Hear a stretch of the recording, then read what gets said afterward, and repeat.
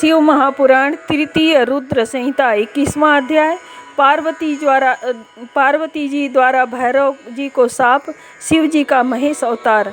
नंदीश्वर बोले, हे मुने, अब परम प्रभु शिव के और अवतारों को प्रीति सहित सुनिए, जो सुनने वालों को सर्व कामदायक है। हे मुनि शार्दूल, एक समय शिव पार्वती अपनी इच्छा से विहार करने लगे तो भैरव को द्वारपाल नियत कर ज्यों ही भीतर गए त्यों ही अनेक सुशील सखियां उनकी सेवा करने लगी। पश्चात परम स्वतंत्र शिव जी कुछ ही देर अनेक लीला कर प्रसन्न हो गए और उन्मत्त पार्वती जी द्वार से बाहर जाने लगी। द्वार पर भैरव द्वारपाल थे। अब जो ही भैरव की दृष्टि पार्वती पर पड़ी कि उनके मन में विकार आ गया और पार्वती जी को स्त्री के भाव से देखते हुए उन्हें बाहर जाने से रोकने लगे। पार्वती जी उनके भाव को समझ गए। उन्हें भैरव के प्रति बड़ा क्रोध आया।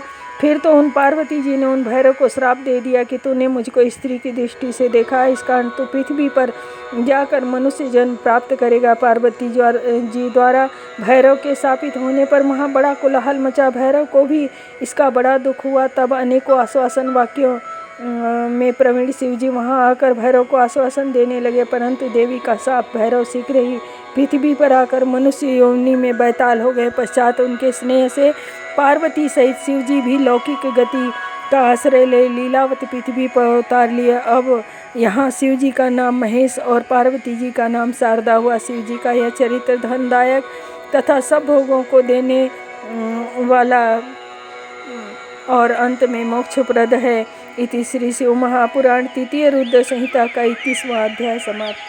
22वां अध्याय विष्णु उपद्रवता वृषभावतार वर्णन। नंदीश्वर बोले, हे ब्रह्मसुत मुनीश्वर, अब शिव जी के उस विशेष अवतार को सुनो जिसमें उन्होंने विष्णु जी का गर्भ नाश किया है। जब जरा और मृत्यु से व्याकुल हो देवता और दैत्य परस्पर रत्नों के लेने की इच्छा से क्षीर सागर का मंथन करने चले तो समुद्र किसके द्वारा मथा जाए यह विचार हुआ। तब यह आकाशवाणी हुई कि तुम देवता दैत्य अपनी बुद्धि से क्षीर सागर का मंथन करो, तुम्हारा यह कार्य हो जाएगा, इसमें कुछ संदेह नहीं है। इसके लिए तुम मंदराचल को मथानी और वासिकों को रसी बनाओ और आदर सहित परस्पर मिलकर तुम दोनों देव दानव सागर को मथो। देवता और दानव दोनों मिलकर मंदराचल पर्वत को समुद्र में ले जाने के लिए उखाड़ने लगे और अपनी भुजाओं से उखाड़कर उसे क्षीर सागर में ले जाने लगे, परंतु समुद्र में प्रवेश कराने में असमर्थ हुए और उसका बल क्षीण हो गया। मंदराचल देवताओं और दैत्यों के ऊपर गिर पड़ा। कितने ही देवता और दैत्य उसमें दब गए। पश्चात सचेत होने पर शिव जी की स्तुति करने लगे। शिव जी ने उन्हें बल दिया। वे उस पर्वत को उठाकर क्षीर सागर के उत्तर तट पर ले जाकर जल में डाल दिया। फिर वासिकी को रस्सी बनाकर रत्नों के क्षीर सागर का मंथन किया तो देवलोक की महेश्वरी भृगु की पुत्री लक्ष्मी निकली। फिर धन्वंतरी वैद्य चंद्रमा पारिजातक कल्प वृक्ष उच्च श्रवा घोड़ा ऐरावत हाथी मदिरा हरि का धनुष शंख कामधेनु कौस्तुभ मणि तथा अमृत निकला। साथ ही कालकुश विष भी निकला और जब अमृत निकला तब उसके निकलते समय जो उसकी बूंदें बाहर निकली उससे बहुत सुंदर स्वरूप वाली स्त्रियां उत्पन्न हुई। उसमें से लक्ष्मी शंख कौस्तुभ तथा खड्ग को विष्णु जी ने ग्रहण किया और उच्च सर्वा नामक सुंदर घोड़े को सूर्य ने ले लिया। इंद्र ने पारिजात कल्प वृक्ष तथा ऐरावत हाथी को ले लिया। भक्त वत्सल शिव जी ने कालकूट विष को अपने कंठ में उतार देव रक्षा के लिए भयभीत चंद्रमा को अपने सिर पर धारण किया। दैत्यों ने रमण कराने वाली मदिरा ली और सब मनुष्यों ने धन्वंतरी वैद्य को लिया। मुनीश्वरों ने कामधेनु गौ को ग्रहण किया तथा वे जो सामान्य स्त्रियां थी वे सब मोहिनी रूप हो गई। पश्चात अमृत के लिए मलिन चित्त हुए तथा विजय चाहने वाले देवता और राक्षसों ने परस्पर घोर संग्राम हुआ। सूर्य के समान तेजस्वी बलि आदि दैत्यों ने बलपूर्वक देवताओं को जीत अमृत घट को छीन लिया। तब दैत्यों से पराजित देवता शिव जी की शरण में गए और शिव जी की आज्ञा से विष्णु ने मायापूर्वक स्त्री का वेश धारण कर दैत्यों से अमृत छीन देवताओं को पिला दिया। दैत्यों ने उस मोहिनी के निकट जाकर कहा कि हमको भी इस अमृत को पिलाओ, पंक्ति में भेद न होने पावे। शिव जी की माया से मोहित दैत्यों ने अमृत को बांटने के लिए उस कपट रूपधारी विष्णु को दिया। इसी समय उन दैत्यों ने अमृत से उत्पन्न हुई उन सुंदर स्त्रियों को देखा तो वे उधर मुड़ गए और उन्होंने उन्हें अपने स्थान में ले जाकर रखा। शिव की माया से उनके बड़े से बड़े सुंदर गुप्त स्थान बन गए। पश्चात उनकी रक्षा कर सब दैत्य एक हो अमृत के लिए देवताओं से युद्ध करने चले। देवताओं का दैत्यों के साथ भयंकर युद्ध हुआ।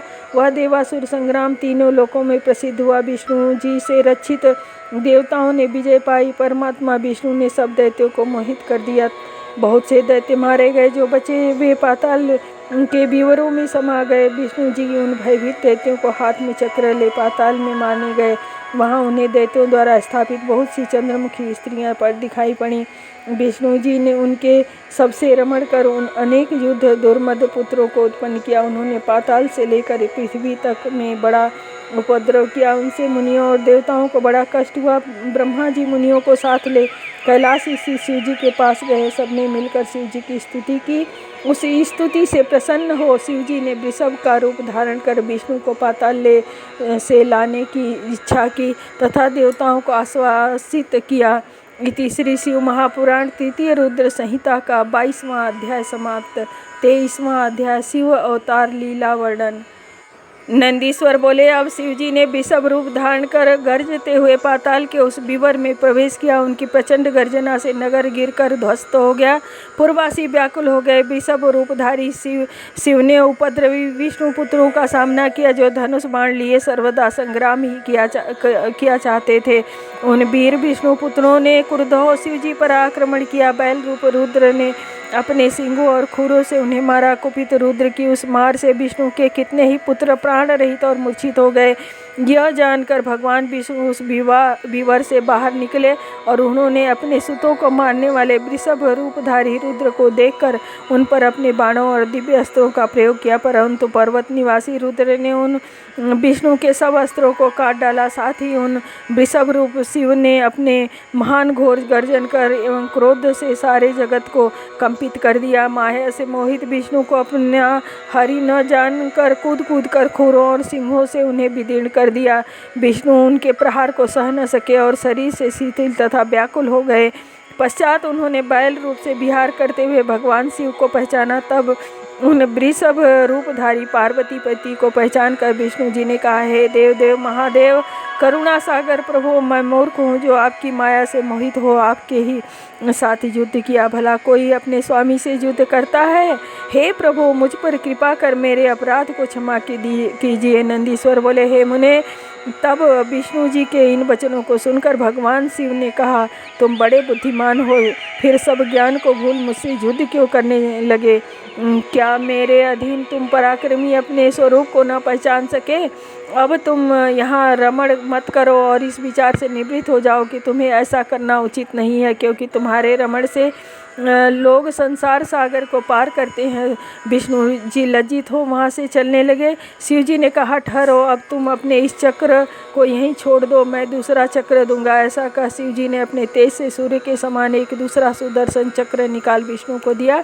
विष्णु जी शिव जी को सिर नवा दूसरा चक्र ले देवताओं और मुनियों को पाताल में ले जाकर उन दिव्यांगनाओं को दिखा यह आज्ञा दे दी कि इनमें से जो जिसे चाहे उसके साथ विहार करे। यह देख शिव जी ने उन सबको भी रोका और कहा, इसके लिए मैं यह शाप देता हूँ कि जो भी ऐसा करेगा भस्म हो जाएगा। देवताओं और मुनियों सहित विष्णु जी अवाक हो गए। इस प्रकार शिव जी ने सब पर शासन किया। देवताओं सहित विष्णु जी स्वर्ग चले गए। विश्वेश्वर भगवान शंकर भी देवताओं का कार्य कर कैलाश पर्वत पर चले गए। विष्णु का मोह दूर हो गया। जो मनुष्य विश्वेश्वर अवतार की कथा को पढ़ेगा और उसे शत्रु की बाधा न होगी तथा यह पवित्र इतिहास स्वर्गदायक, शक्ति भक्ति वर्धक तथा सत्पुरुषों को भुक्ति मुक्ति प्रदायक, जो मनुष्य इसे पढ़ता सुनता है, पढ़ाता है, सुनाता है, वह यहाँ के संपूर्ण भोगों को भोग कर अंत में मुक्ति को प्राप्त करता है। इति श्री शिव महापुराण तृतीय रुद्र संहिता का 23वां अध्याय समाप्त। 24वां अध्याय पिप्पलाद चरित्र। नंदीश्वर बोले, हे बुद्धिमान, अब भक्तिपूर्वक पिप्पलाद नामक महेश्वर का परम अवतार सुनो। पूर्व में जो च्यवन नाम के ऋषि भृगु वंश में उत्पन्न हुए थे, उनके परम शैव दधीचि ऋषि हुए, जिन्होंने क्षुव ऋषि के साथ युद्ध में देवताओं सहित विष्णु को परास्त किया। और शिव जी की सहायता से विष्णु जी को शापित किया। उनकी स्त्री सुवर्चा बड़ी पतिव्रता थी और उन्होंने भी देवताओं को शाप दिया था। और उन्हीं सुवर्चा से महर्षि पिप्पलाद की उत्पत्ति हुई, जो नाना प्रकार की लीलाओं में कुशल और तेजस्वी महादेव थे। नंदीश्वर के इस प्रकार के अद्भुत वचनों को सुनकर मुनिश्रेष्ठ सनत कुमार जी हाथ जोड़ा और सिर नवाकर बोले, हे महाबुद्धिमान साक्षात रुद्र स्वरूपधारी नंदीश्वर, आप धन्य हैं जो आपने यह अद्भुत कथा सुनाई। हे शीलाद पुत्र, हे तात छुआ के साथ विष्णु का संग्राम और साप की कथा तो मैंने ब्रह्मा जी से भी सुनी थी, परंतु सुवर्चा के साप को नहीं सुना था। अतः पिप्पलाद अवतार सहित उस कथा को भी आप मुझे सुनाने की कृपा कीजिए। सूत जी बोले, यह सुनकर नंदीश्वर भगवान शिव के चरणों का ध्यान कर कहने लगे, हे मुनीश्वर, एक समय जब इंद्रादि देवता को वृत्रासुर ने परास्त कर दिया तो उन्होंने अपने सब आयुधों को दधीचि ऋषि के आश्रम में डालकर ब्रह्मलोक की यात्रा की। वहां पहुंचकर लोक पितामह से उन्होंने अपनी सब वेदनाएं कहीं। ब्रह्मा जी ने क्षण भर मौन होकर विचार कर कहा, इसके लिए आप लोग महर्षि दधीचि के पास जाकर उनकी अस्थियों की याचना करो, क्योंकि उन्होंने शिव जी की आराधना कर अपनी हड्डियों को वज्र से भी कठोर होने का वर प्राप्त किया है। जब उनकी हड्डियां मिल जाएंगी तब उनसे वज्र का निर्माण कर वृत्त को मारा जाएगा। नंदीश्वर ने कहा, ब्रह्मा जी के इन वचनों को सुनकर देवगुरु बृहस्पति को आगे कर इंद्रादि देवता दधीचि ऋषि के आश्रम पर पहुँचे और सबने हाथ जोड़कर उन्हें दंड प्रणाम किया। तब देवताओं के इस आगमन का अभिप्राय जानकर ऋषि ने अपनी पत्नी सुवर्चा को आश्रम के भीतर भेज दिया और इंद्र से आगमन का कारण पूछा। इस पर स्वार्थ साधक इंद्र ने अपना अभिप्राय कहा। महर्षि दधीचि ने सोचा, परोपकार से बढ़कर दूसरा धर्म नहीं है। उन्होंने शिव जी का ध्यान कर अपना शरीर त्याग दिया।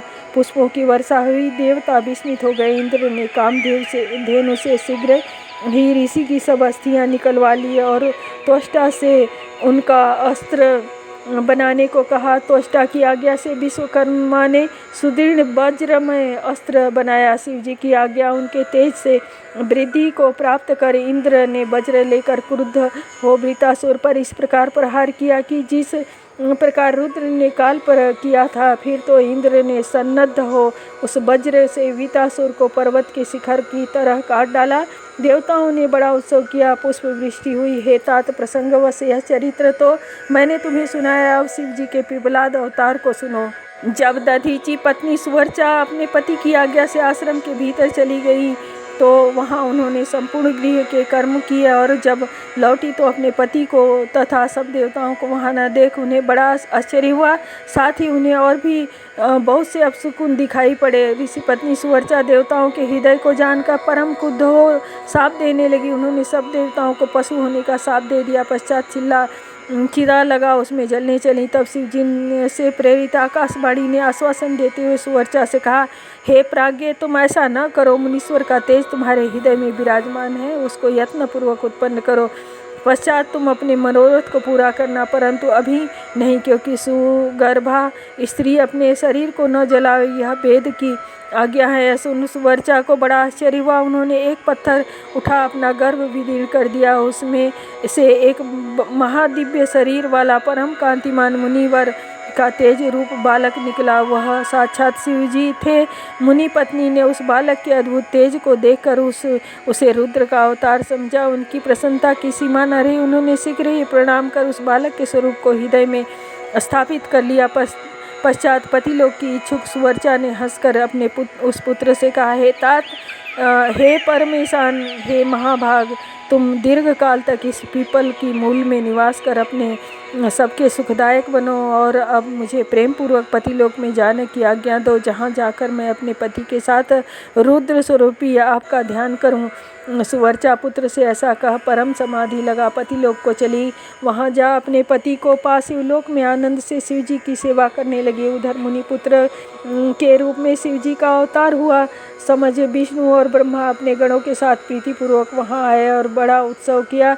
देवताओं की दुंदुभियाँ बजने लगी और नर्तकियाँ नाचने लगी। फिर उन पीपल नामक शिव के पिता उस पुत्र का विष्णु आदि सब देवता सविधि संस्कार का संतुष्ट हो गए। ब्रह्मा जी ने उसका नाम संस्कार कर पिपलाद नाम रखा। पश्चात इंद्रादि सब देवताओं ने कहा कि हे देवेश, प्रसन्न हो। ऐसा कह परमोत्सव कर ब्रह्मा विष्णु आदि सब देवता उनकी आज्ञा लेकर अपने धाम को चले गए।